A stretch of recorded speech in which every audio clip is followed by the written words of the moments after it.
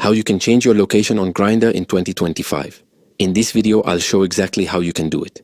So let's get started. Grindr uses GPS to find people near you. So first, open the Grindr app and go to your profile settings. Tap the gear icon at the top right.